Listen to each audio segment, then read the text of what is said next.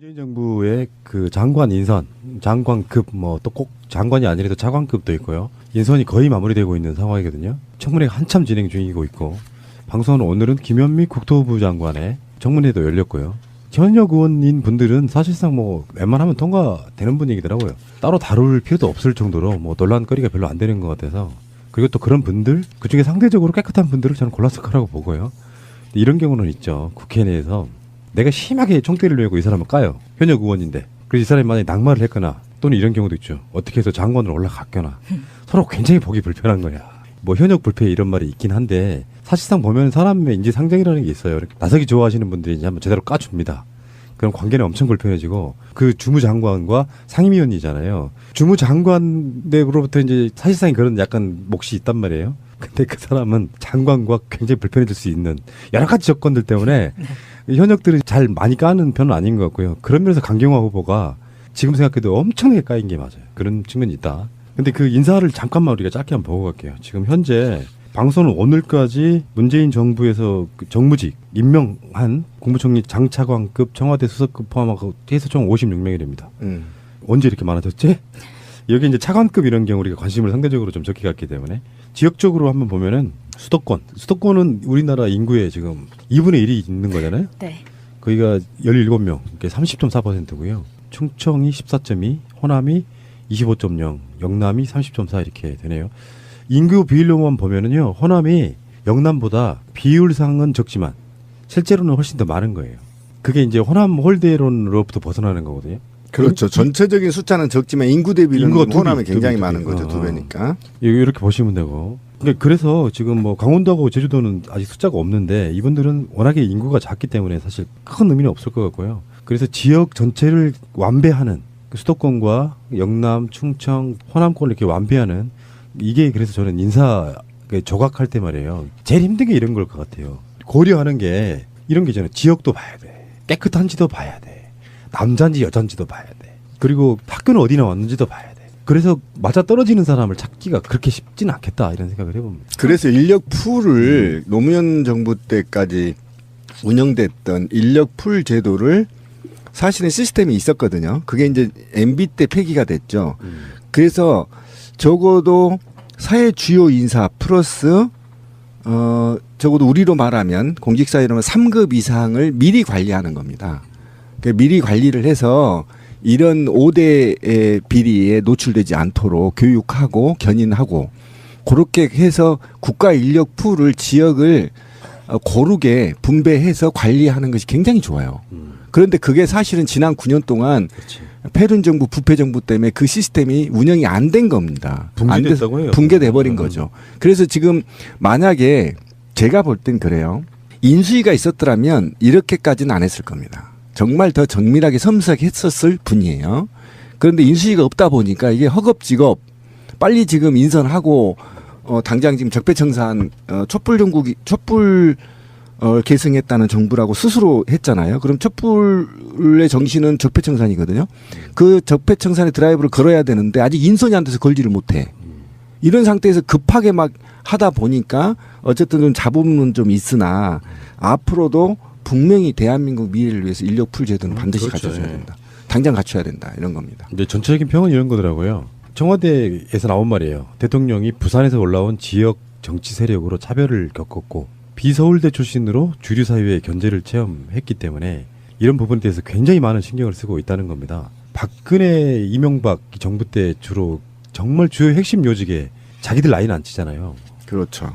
TK 중심으로 한 뭐 특정 지역, 네. 특정 학교. 더군다나 사정기관 뭐 이렇게 포함해가지고 굉장히 좀 편중됐던 그런 인사들이 좀 좋아진 측면이 있고 확실히 이건 공감력이라는 건 중요한 거라고 생각해요. 비주류라는 게 어떤 의미냐면 야권일 때는 호남을 중심으로 한 견고한 세력 밖에 국회의원도 거의 없는 영남 쪽 출신이다 보면 그 야당 내에서도 비주류가 되는 그게 이제 대표적으로 노무현 대통령이고요.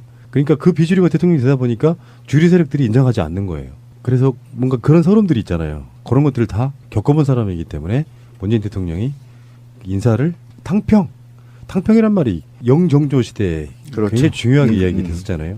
이 탕평이란 말이 이제 나중에 뭐 협치랑 연결이 되는데 그 이야기는 이따 다시 한번 하겠습니다. 인사가 일단 기본적으로 통계로만 봐도 잘하고 있다. 예, 여기 굉장히 이제 잘하고 있고 여성 문제 같은 경우는 지금 내각에다가 여성을 30% 할당하겠다고 했잖아요. 근데 이게 사실 당장은 아니에요. 공약 자체가 임기 내라고 이야기를 했는데 현재 장관급들만 포함하면은 16명 중에 4명이랍니다. 그래서 이게 25%, 4분의 1이 지금 4명인데 아직 인선이 안 된 게 보건복지부 장관, 산업통상자원부 장관, 그리고 이번에 신설되는 중소기업벤처부 장관. 그래서 2명 정도만 기용하면 30%가 넘는다. 이렇게 이야기를 하는데 어쨌건 이 수준도 역대 정권에 비해서 엄청 많은 게 기억들 나실지 모르겠지만 박근혜는요. 초창기 때 윤진숙 해양수산부 장관이 여성부 장관과 함께 2명이 딱 장관이었어요. 그리고 그 윤진숙이 그만두게 되니까 당연직인 여성부 장관을 이제 남자를 시킬 수는 없잖아요. 당연직인 그 자리만 빼고는 다 남자였어요. 그렇죠. 그리고 호남은 딱 한 명이었죠. 참고로 알아두세요. 저분은 호남에 대해서 막 외워야지. 아니 억울함이 막 배어 있는 사람이에요. 호남 이야기만 하면 그렇게. 그리고 여성 문제와 관련해서는 제가 이게 좀 할 얘기가 좀 있는데 아 씨발 내가 좀 열받는데 아니 그 욕부터 시작하면 어떡해요? 아니 그 노무현 정부에 저희가 정부 때 우리가 노조를 만들었거든요. 근데 그때 노조 규약에 늘만큼 광범위하게 사회가 발달돼 있었어요. 인식도. 그래서 우리가 집행부하고 싸울 때 지방자치단체도 과장급을 30% 여성으로 진급시켜라. 그리고 공무원 노조도 30% 여성 간부 의무할당제. 이게 범사회적으로 만연했었단 말이에요. 10년도 훨씬 전에. 예. 그런데 이명박이 개노무 새끼하고 박근혜 이 나쁜 사람이 이거를 개무시해버린 거라고. 만약에 그때 이거를 유지 발전시켰더라면 지금 제가 얘기하건데 국회의원 50%난 여성으로 의무할당해야 된다고 생각하는 사람이에요. 여성 인구가 더 많아요. 남자보다. 근데 다 남자냐고 국회의원이. 그렇게 막 가지고 있는 사람인데 이 30%를 다시 부활한 거에 있어서는 굉장히 높게 생각하고요. 그리고 지금 전문가들이 얘기하건데 장차관급까지 자리를 배정하면 아까 권 PD도 얘기했지만 30% 정도 넘죠, 이제. 넘을 것 같다라는 예측해서 성도 이제 이렇게 균형 있게 다루었다 이런 측면에서 지역 분배, 성 분배 이렇게 해서 굉장히 지금 높게 평가받고 있다. 그러니까 90% 나오는 거야. 네. 28일 날 문재인 대통령이 이제 미국을 갔잖아요. 그렇죠. 오늘 방송은 오늘이 15일이니까요. 13일 정도 남았거든요. 그 사이에 모든 장관들은 다 이제 일단 내정하겠다, 인선하겠다 이런 거고요. 그래서 지금 가장 중요한 게 방송하는 오늘과 어제가 지금 현역 국회의원들, 장관 후보자들 청문회를 했는데 그렇죠. 여기서 이제 이 흐름을 좀 우리가 이야기를 좀 해야 됩니다. 그러니까 김부겸, 김영춘 이분들은 통과됐어요.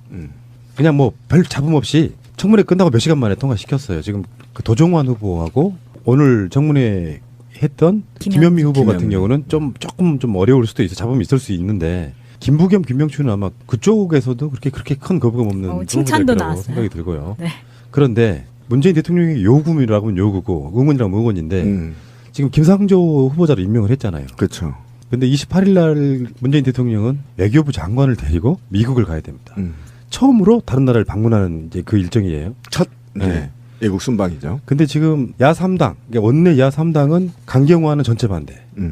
그리고 자유한국당은 김상조, 강경화, 김희수 다 반대. 요거거든요. 자유한국당 거의 다 반대잖아요. 새끼들 거. 애들은 이제 그걸로 끝이었어. 그러니까 많이 참은 거야, 애들. 누가 그런 표현 하시더라고. 걔가 똥을 참지. 아, 실제로 시골에 가보면요. 똥개들이 어린 아이들 똥이나 이렇게 잘 먹어요. 왜 제주도에 똥든지 있는 것처럼 영양분 많대요. 그래서 똥개라고 한 거죠. 네, 그렇지. 식사하시는 분들 죄송하고요. 원래 그런 성향 갖고 있는 애들이에요. 이 사람들 쪽에서는 뭐 협치 안 할 거냐. 자기들 협치를 내세웠어요. 막 피켓 들고 지금 청문회 하면은 자기들 노트북 앞에다가 다 이렇게 팻말 붙이고 있잖아요. 야당 무시. 아, 그거 정말 싸가지 없더라. 그게 지금 그런 시기가 아니거든. 그러니까 싸움을 야당이 여당만 하다 보니까 싸울 줄 모르는 거야. 그러니까 국민한테 지탄받는 거고 야당이 싸울 줄 모르는 거야. 여당만 지난 9년 동안 해보고 부패하다 보니까 어떤 것이 국민의 뜻인지를 읽지를 못하는 거야. 무조건 반대. 그리고 그게 지금 쟁점이 될 수 있는 사항이 아니거든요. 그런데 편말을 붙이고 집단행동을 했잖아요. 국회에서. 그 모습을 보고 저는 화가 얼마나 났냐면 정말 그 박근혜보다도 더 나쁜 새끼다. 저 새끼들. 지금 이가 얼마나 된 줄 아세요? 저 지금 문재인 정부가 들어선 지가 인제 한 달 지났어요. 그러면 다른 의원들은 다 내보내더라도 아니 인준을 해주더라도 장관 후보들은 인준을 해주더라도 몇몇 타겟을 잡아서 이렇게 전술적으로 접근을 해야 되는 거잖아. 근데 얘네들은 무조건 반대. 그리고 뭐 무슨 쟁점도 없었는데 피켓 붙이고 시위해. 대통령이 왔는데 건방진 새끼들 쳐다보지도 않아. 또 대통령이 초대했는데 안 가. 박근혜 같은 또라이가 초대를 해도 갔어. 갔다니까? 그러니까 이게 뿌리로 한번 가봐야 돼요. 왜 뿌리로 가봐야 되냐면은 협치란 말이요. 지금 자유한국당한테 협치는 뭐냐면은 얘들 그냥 범죄자들이야. 기본적으로. 그렇죠. 기본적으로 범죄. 그런데 여소야대 전국이고 하다 보니 우리가 서로 도와가면서 하자라고 이쪽에서 사실상 좀 덕담에 가까워. 너희들도 같이 할게? 라고 덕담에 가까운데 설사 거기에 자기들을 끼워주지 않는다. 지들이 말하는 협치. 그러니까 자기들의 의견을 들어주지 않는다. 김상조를 임명하는 것은 협치가 아니라고 생각하는 건데요. 지금 자유한국당은 협치를 요구할 자격이 없습니다. 정치적 대상으로서 타협의 대상으로서 인정받기를 원하면은 찍설말 그냥 있어야 돼요. 한마디로 말하면 살인자들이 상갓집에 와가지고 밥 달라고 하는 거예요. 자기가 죽인 상갓집에 와가지고 밥 달라고 하는 거라. 맞아요. 얘네들은 협치를 자기들이 그 주둥아리로 할 말이 없다고요. 자격이 없다고. 근데 그걸 요구하는 거예요. 나라를 이렇게 절단 내놓은 자기 범인들이 거기 나서가지고 우리랑 협치해야 돼 라고 이야기하고 있는 거예요. 얼마나 말도 안 되는 소리입니까? 두 번째, 김상조 후보자 같은 경우는 그 사람들이 망쳐놓은 경제개혁의 핵심 인물이에요. 정권을 뺏겼다라고 하는 거는 국정 철학이 바뀌는 거잖아요. 바뀐 대통령 정권에 의해서. 그것의 핵심을 갖고 있는 사람이에요. 그러면 청문회 해봤더니 반전이었어. 오히려 미담만 나왔다고. 그러면 거기에 대놓고 김상조는 부적격인데 부적격이라고 우리가 말했는데 임명했다고 지금 저지랄 하고 있는 거야. 그렇지. 이거는 정권 바뀐 것도 인정하지 않겠다는 뜻이에요.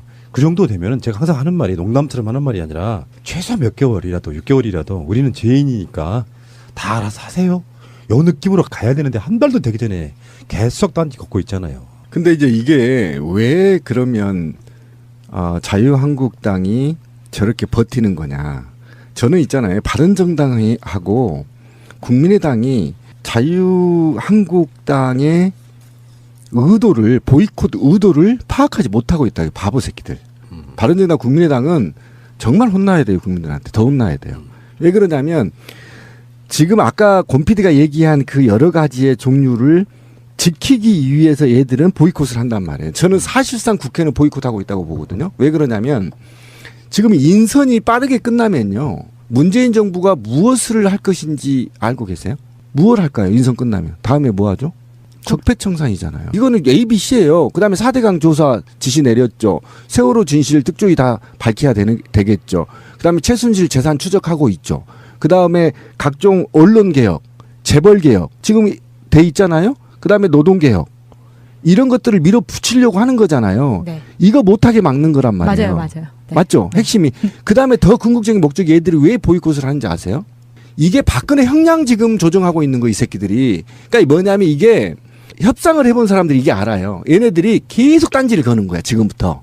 한 6개월 최대한 얘네들은 내년 지방선거에 영향이 미칠 때까지 인선을 안 하고 계속 미룰 거야. 무조건 싫다고 할 거라고. 무조건 아니다. 이 이유가 바로 제가 나열한 것들을 못하게 막으려는 목적인 것이고 왜 그러냐면 내년에 지방선거 들어가면요. 무슨 소리인지 몇 개월 전에는 이 개혁 못합니다. 그러면 최대한 지금 자유한국당은 뒤로 딜레이를 시켜서 문재인 정부의 발목을 잡고 나서 협상 테이블을 만들려고 하는 거야. 암묵적 협상 테이블. 일리 있어. 그래서 얘네들이 지금 4대강 조사는 어느 수준까지, 최순실의 재산은 어디까지, 언론개혁은 어디까지, 재벌개혁은 어디까지, 세월호 진술은 어디까지 밝힐 것이냐, 박근혜 형량은 얼마를 매길 것이냐, 랑을 퉁쳐서 지금 협상을 하려고 이 새끼들이 국민을 완전히 개무시하고 지금 보이콧을 하고 있다. 사실상 이렇게 봐지는 겁니다. 근데 뭐 박근혜 형량 문제는 이제 사법부의 문제니까 문재인 정부는 그렇게 할 수도 없고 극단적인 정치적 네, 행위로 네, 간다면 가능하다. 예. 그런데 지금 28일 날 강경화 후보자가 대통령하고 지금 동반을 해야 돼요.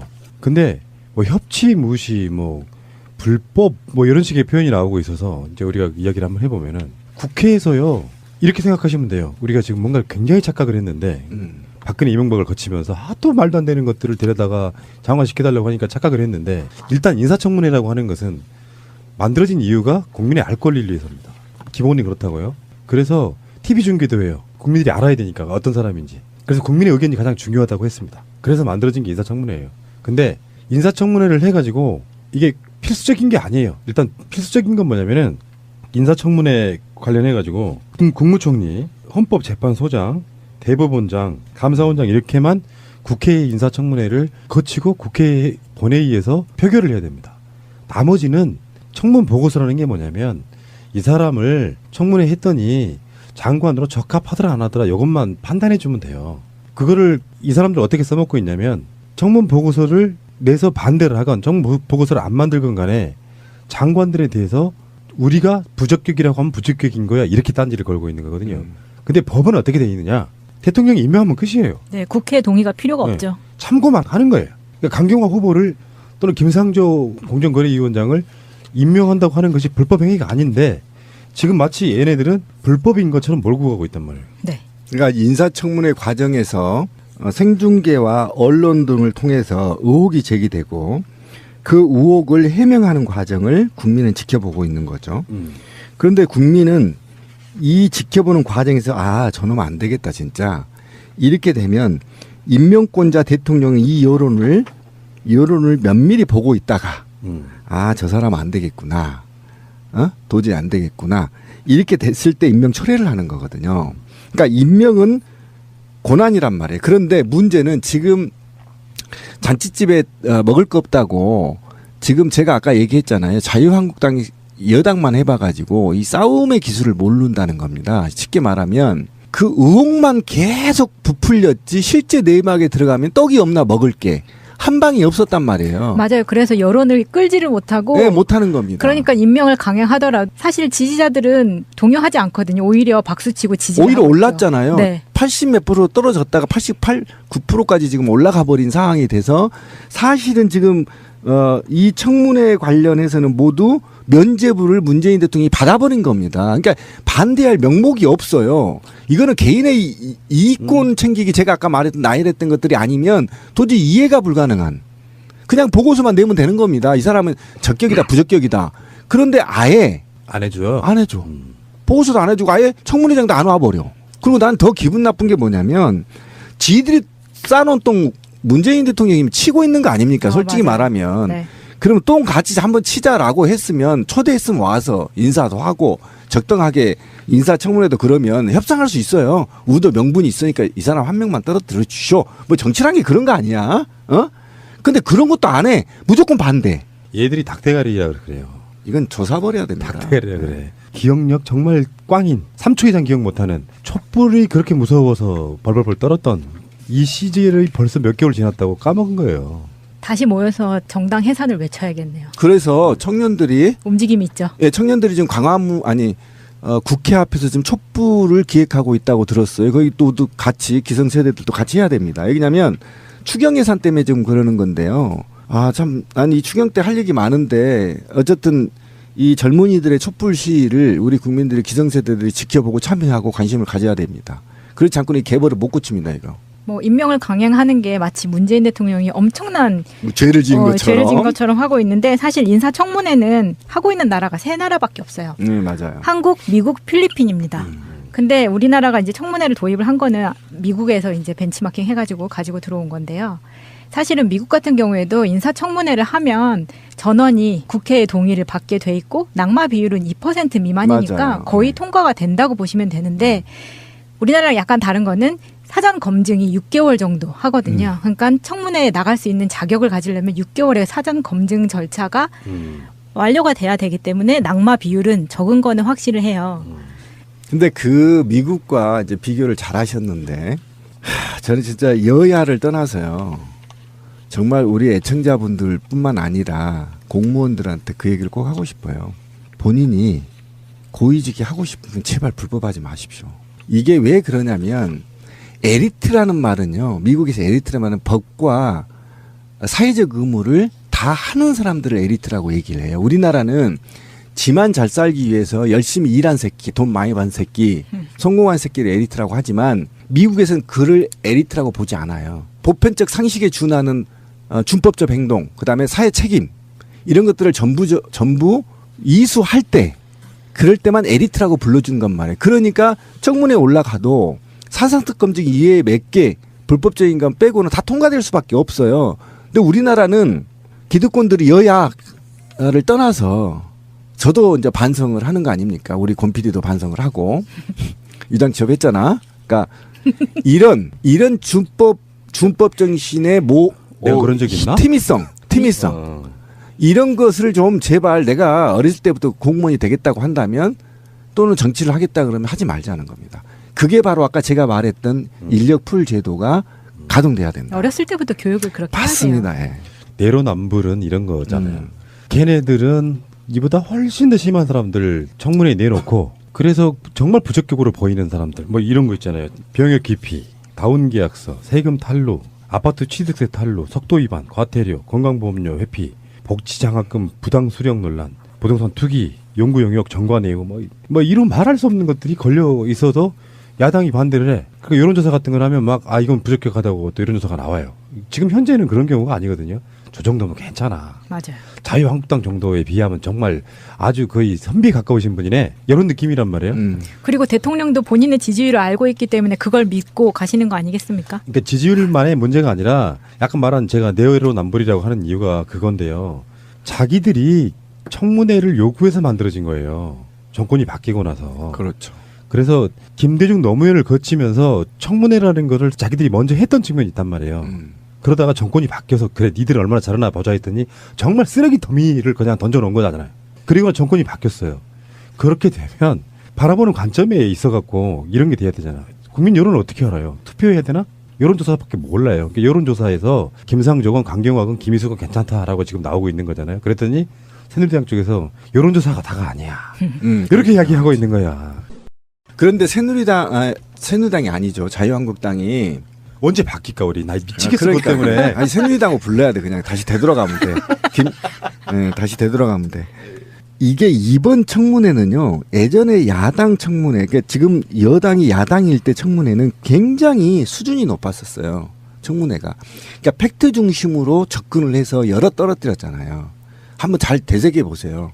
그러니까 네 편 내 편을 떠나서. 근데 지금 야당들은요. 공부를 안 해, 개새끼들이. 그러니까 어떤 게 팩트고 어떤 게 의혹인 거를 구분시켜야 된다니까.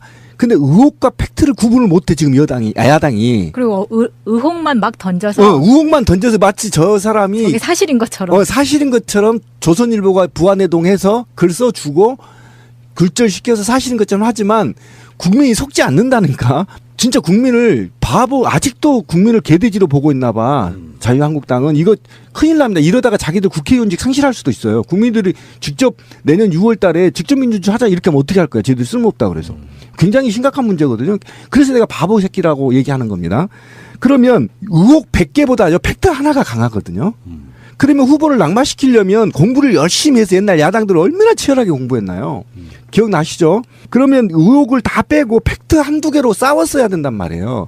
그런데 아까 말하신 대로 우리 마단님 말하신 대로 전부 그냥 의혹만 던져. 그러고 국민들이 찾아봤더니 별거 아니야. 그럼 어떻게 얘기하라는 거야, 그럼. 그러고 나서 무조건 보이콧. 그러면 국민들이 예전 같으면 저 문재인 나쁜 새끼네 이렇게 할 거란 말이지. 근데 그 시대를 넘어버렸잖아. 근데 오히려 지지율이 높아가 버려. 난 그 이야기를 황당한 거야. 그렇게 보고 싶은 거예요. 왜 그런 현상이 일어나냐면은 예전에 새누리당 찍었던 사람들도 그래도 니들보다 낫다 이런 거예요. 그거지 정서가. 그러니까 자기들은 진짜로 왜 이렇게 재활용도 안 되는 쓰레기였는데 상대방한테는 완전히 신상이긴 한데 조금 흠집이 그것도 지들이 낸 거야 흠집을. 그 흠집이 난 거를 놓고 저거 안 되겠다고 이야기하고 있는 것 자체는 그들은 자격이 없다는 것이고. 그러니까 엄청 멍청한 새끼들이 아까 권 PD가 얘기한 대로 한 6개월은 좀 한껏 보고 있다가 그렇지. 6개월 있다가 도저히 안 되겠다 이 새끼 문제 있는 똑바로 해 하면서 들고 일어나면 또 봐준다는 거야. 그런데 이게 임기가 지금 한 달 이제 지났단 말이야. 한 달 지나기 전부터 발목 잡고 이거는 정말 있잖아요. 정말 불쾌하고 국민을 아직도 무시하는 처사다. 근데 이대로 둬서는 안 된다. SNS 같은 걸 통해서 실시간으로 팩트 체크가 되기 때문에 그럼. 발목을 잡는 게 예전처럼 쉽지 않다는 걸 알아야 되거든요. 그러니까 애들이 공부를 안 해요. 솔직히 전 그게 가장 지금 자유한국당의 큰 문제다. 그러니까 역대로 국회에서 인사청문회를 했는데 동의를 못 받았던 후보자가 34명이래요. 그렇죠. 그중에 31명이 임명됐어요. 떨어진 사람 3명밖에 없어. 이 대부분은 다 이명박근혜 정권 때 있었던 일입니다. 노무현 정부 때도 있었던 일이긴 한데 굉장히 소수의 작은 거죠. 보고서 채택 없이 임명 강행했던 네. 경우요. 박근혜 때 9명, 이명박 때 11명, 노무현 정권 때 3명입니다. 거의 3배에서 4배 정도 차이가 나죠. 새누리당의 정용기 대변인이 네. 이런 얘기를 했어요. 문재인 대통령 90% 지지율이 정상인 사회인가 이렇게. 고맙다 야. 89%였는데 90%라고 이야기를 했네. 이 이야기를 왜 하는 줄 알아요? 사회가 전체주의적이고 공산주의적으로 바뀌었다고 이야기하고 싶은 거예요. 결론이. 그러니까 자기들 입장엔 졸라 억울한 거야. 보통 그런 거잖아요. 얘네들이 그 자유한국당 부류 애들이 우리 쪽을 욕하기 위해서 북한을 갖다 끌어다 대면서 그쪽에 투표 같은 걸 하게 되면 지지율이 90% 나온다 뭐 이런 식 이야기를 하고 싶은 건데 90% 지지율이 나오는 이유를 지들만 몰라. 그래서 지금 달린 댓글들이 다 그거잖아요. 다 니들 때문이라고. 맞아요. 네. 니들 때문에. 부끄러운 니들이 줄도 엿보여. 몰라요. 부끄러운 줄도 몰라. 지금 100석이 넘는 자유한국당 지지율이 10%가 안 나와요. 여론조사마다. 7% 8% 이런다고. 오죽했으면 정의당에 지금 대표 출마한 이정미 의원이 그랬잖아요. 실질적으로 그 여당을 제외하고 야당들은 의석이랑 상관없이 같은 지지율의 시대를 살고 있다. 정의당 입장에서 엄청 고무되지 지금. 그렇지. 가성비 최고야. 치고 올라갈 가능성이 있으니까. 100석이 넘는 정당하고요. 6석 정당의 지지율이 똑같아. 아니, 정의당 나왔으니까 얘기 좀 합시다. 네. 이럴 때 좀 협치를 강하게 붙어서 지지율을 쫙 10% 이상으로 끌어올려서 제1야당 지지율을 차지할 가능성이 굉장히 높은데 좀 안타까워요. 아니에요. 잘하고 있어요. 잘하고 있어요. 새가 약해서 지금 잘 안 먹혀서 그렇지. 그분들 열심히 협치하고 있습니다. 아니 열심히 하고 있는데 제 얘기 뭐냐면 더 강하게 하라는 겁니다. 언론 플레이를 하라는 거예요. 그러면 이제 여론조사상으로 그럼 2대 3으로 이제 패가 갈라지게 되는 거지. 이렇게 여론조사상으로 지지율이 한 15% 나와. 그럼 제1야당인 거지 뭐. 그렇죠. 그러니까 그러면 다음 지방선거에 정의당 확 밀어준단 말이야. 특히 노회찬 의원 같은 경우는요. 거의 문재인 빠스 수준으로 열심히 하십니다. 그렇지. 정말 정용기 같은 사람들의 이 말은 부끄러운 줄 모른다는 생각이 들고요. 근데 얼마나 부러울까요? 정치인들은 지금의 이 지지율이 미래에도 나오기 어려울 겁니다. 근데 아마도. 그런데 얼마나 정치인들은 부럽겠어요. 이 정도 지지율을 받기가 어렵거든요. 굉장히 질투심도 나겠죠. 평소에 제가 무시했는데 대통령이 되더만. 그러니까 오찬에도 참석 안 했잖아요. 건방지게. 나 그거 굉장히 상처됐어요. 이 사람이 했던 말을 한번 읽어보겠습니다. 우리 고혈압으로 돌아가시게 하려고 지금. 문 대통령이 말하면 진리요 길이고 인사를 발표하면 청산 대상도 천사표가 된다. 문재인 대통령 일부 지지층들이 정말로 행패 테러 수준의 행동을 보이고 있다. 문재인 대통령이 소통을 하면 쇼통을 하면 소통을 쇼로 한다는 뜻이에요. 쇼통을 하면 이분들은 정말 무조건적으로 일광을 하고 문재인 대통령이 한마디 얘기를 하면 그것이 곧 진리요 길이고 본인들의 행동 강령인 것처럼 행동한다. 문재인 대통령이 이런 분들의 비정상적인 지지에 기반해서 국가를 이끌어가고 있다는 것이 대한민국의 가장 큰 불행이다. 사회적 독재다. 지지 세력만 보지 말고 대한민국을 이만큼 오게까지 했던 애국 세력들의 충정을 잘 헤아려주기 바란다. 90% 육박하는 지지도를 연일 보도하고 있는데 이것이 정상인 사회인가? 정치인에 대해 90% 지지도가 나온다는 것은 그 자체로서 벌써 건강하지 못한 사회의 반증이다. 그러니까 이 참 황당한 새끼인데 골 때리는 새끼지. 나 진짜 내가 방송 끝나기 전에 이런 놈들 짱돌로 진짜 한번 조사버리고 싶어. 아 진짜로. 근데 그리고 가. 진짜 시원하게 한번 조사버렸으면 좋겠어. 근데 이게 애국이란 말을 한번 보면 이거 굉장히 중요한 말을 지금 우리 권 PD가 읽었는데 이 새끼들의 애국과 90% 국민의 애국은 다른 겁니다. 문재인 대통령이 분명히 애국의 범위를 공포했어요. 어디서부터 어디까지죠? 저기 봉제 공장에 미싱사부터 전쟁터에 나가서 적과 싸우다 죽은 자까지. 그렇지. 광범위하게 열어놨단 말이에요. 애국자라는 말을. 그러면 지금 이 새끼는 90%의 시민이 이게 지금 나 진짜 열났네. 지금 제가 우리 방송에서 계속 그런 얘기를 합니다. 감성사회라고. 그 다음에 이게 아까 마담님 얘기했잖아요. 마차님 얘기했듯이. 지금은 팩트에 틀리질 않아요. 이게 스마트폰의 사용자가 70%에 입박한 거잖아요, 지금. 그래서 금방 거짓말이 뽀록 나요. 그래서 대통령이 거짓말 할 수가 없어요, 지금. 그 다음 선동할 수도 없어요. 그러면 지금 대통령은 국민의 90% 마음을 얻고 있다고 보면 되는 겁니다. 하물며 노동계까지 저의 마음까지 사갔잖아요, 지금. 노동계까지. 그죠? 이렇게까지 사람의 마음을 사갔다면 그건 곧 진리인 거 맞아. 그걸 비아냥해서 거리는 않은 거야.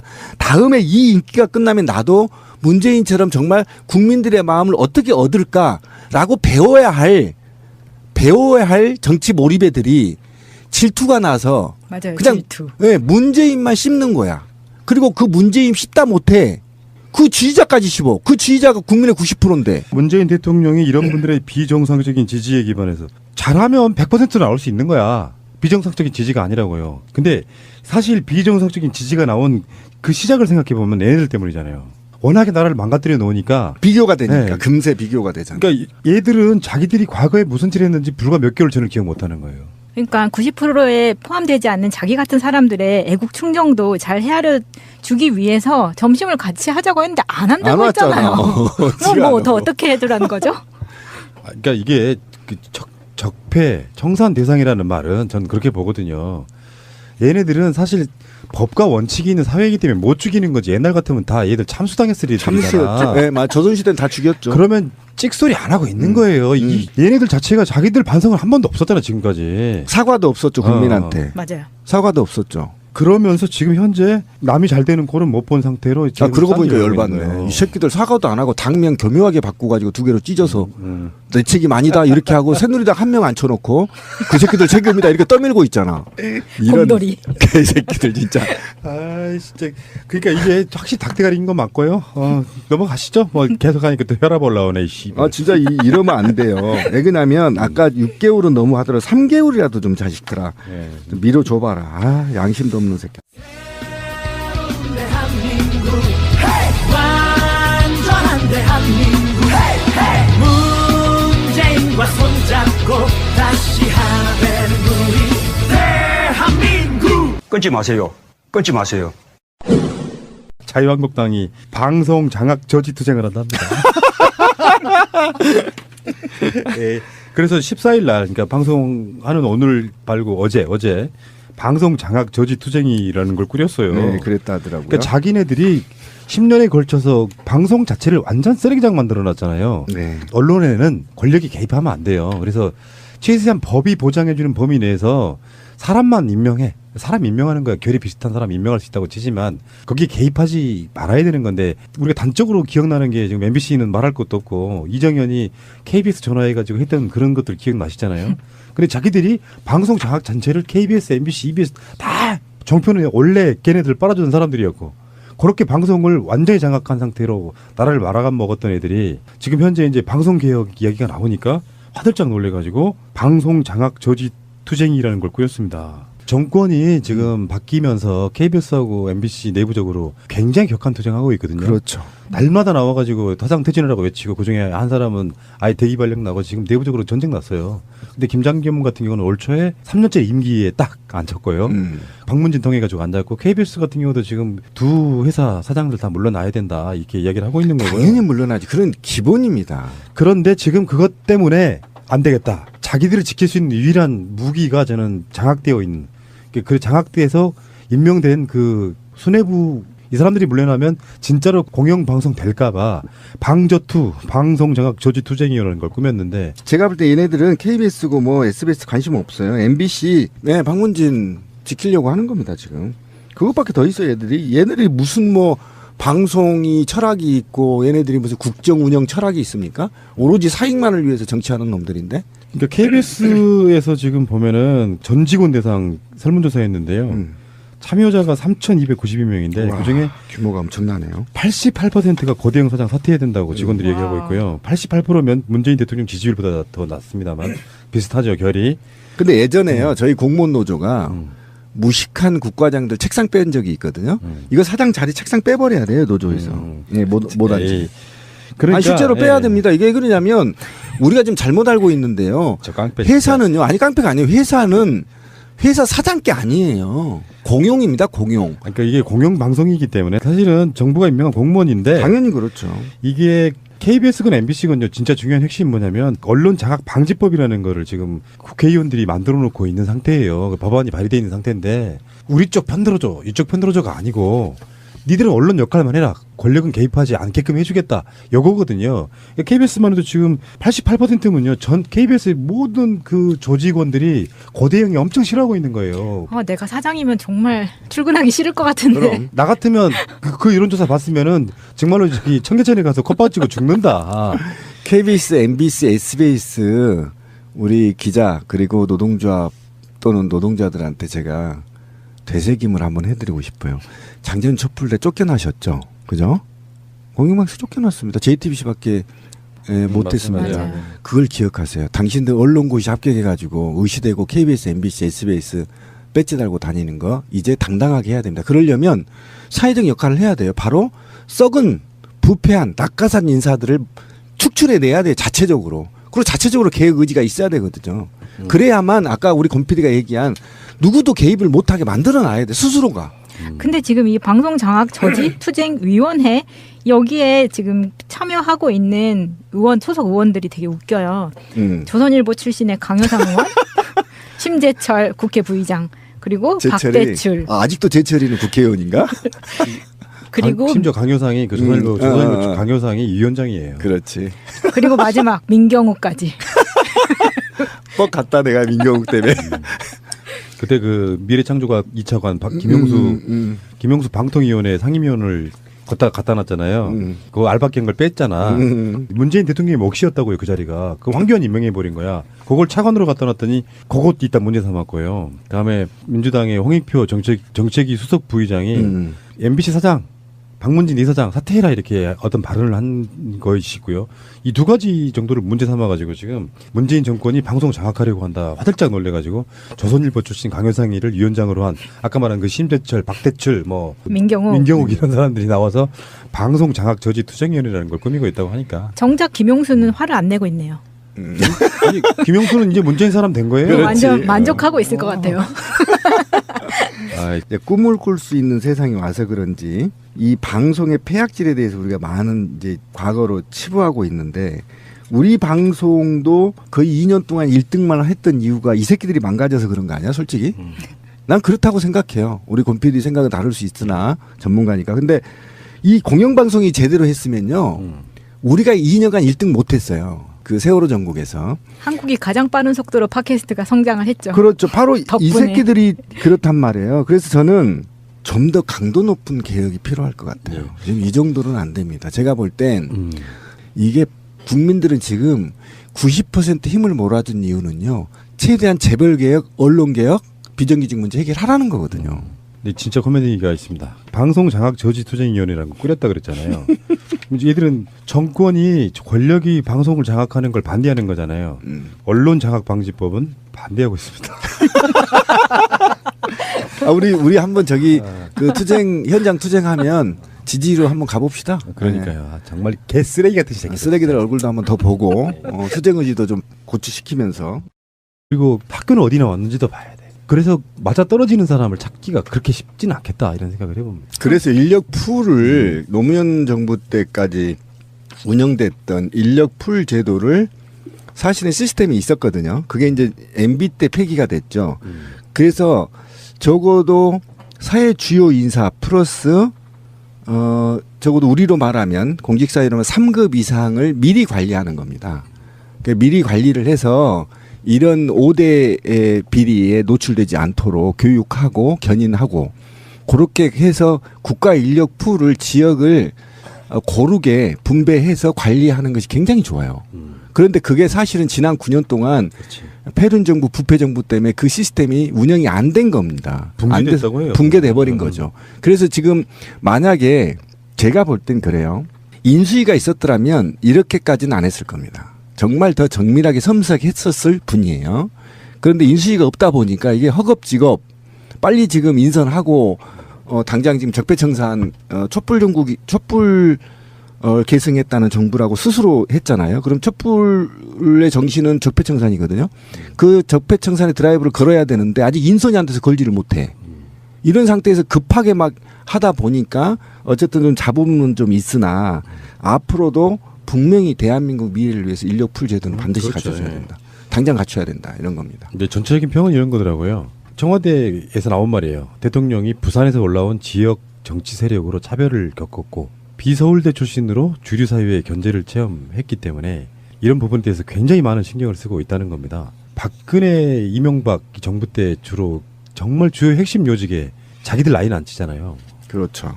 TK 중심으로 한 뭐 특정 지역, 네. 특정 학교. 더군다나 사정기관 뭐 이렇게 포함해가지고 굉장히 좀 편중됐던 그런 인사들이 좀 좋아진 측면이 있고 확실히 이건 공감력이라는 건 중요한 거라고 생각해요.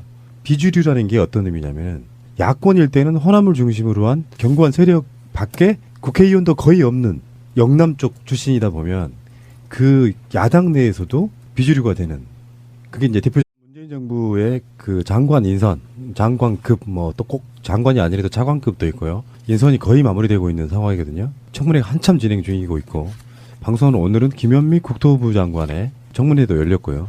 현역 의원인 분들은 사실상 뭐 웬만하면 통과되는 분위기더라고요. 따로 다룰 필요도 없을 정도로 뭐 논란거리가 별로 안 되는 것 같아서 그리고 또 그런 분들 그중에 상대적으로 깨끗한 분들을 저는 골랐을 거라고 보고요.